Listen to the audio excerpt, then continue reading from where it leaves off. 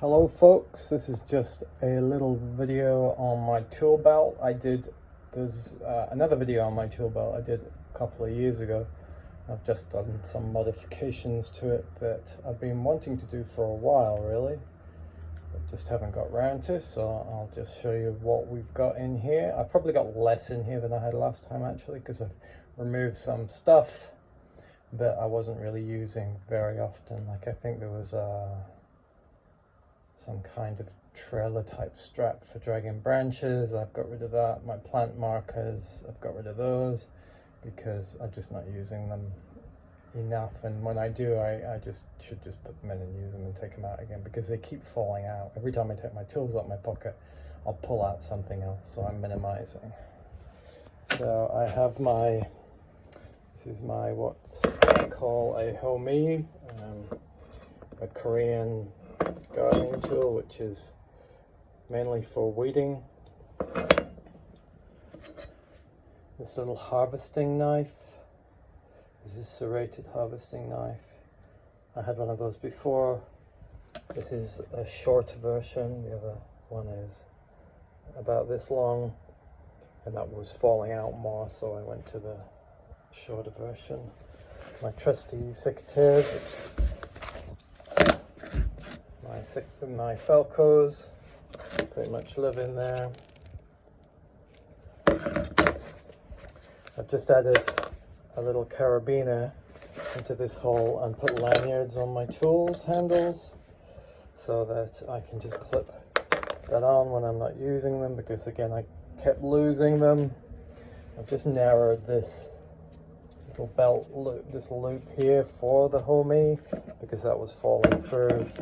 I also added a lanyard onto that, and I had a carabiner on there a minute ago to connect onto here, but I'm going to see if it falls through or not after a few hours, and hopefully it doesn't, because I'd rather not have to use a carabiner.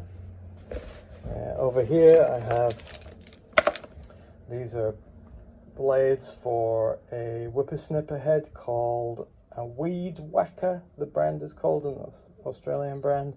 They make metal ones and plastic, so they're an alternative to using line, and much more aggressive with woody weeds and the likes of, but not very good for stuff like garden edging and going around fences and things like that. You'll do quite a lot of damage to the fence and to the blade itself.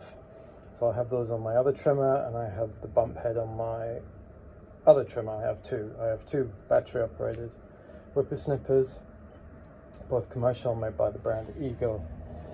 I have a sharpening stone, a folding pruning knife, folds up nicely. Doing this one-handed, sorry, folds up like that.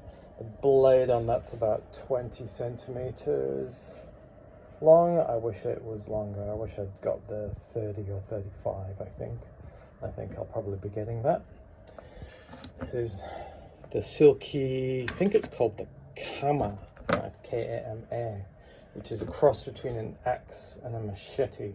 So you use it like a machete, but it's much heavier. I would say it's 3 to 4 times heavier than a machete, so you can use it like an axe, and it's heavy duty metal.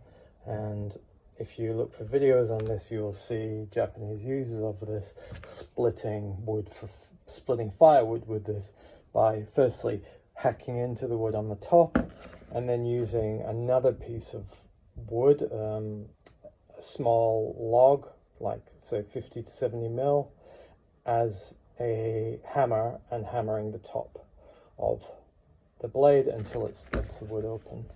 And that is the what do you call it, scabbard for the Kama. One of the reasons I got this over a bunch of other different ones was because of this rectangular rather shaped blade, which means often machetes are sort of angled and pointed and things like that, which means you can put the knife into the scabbard both ways.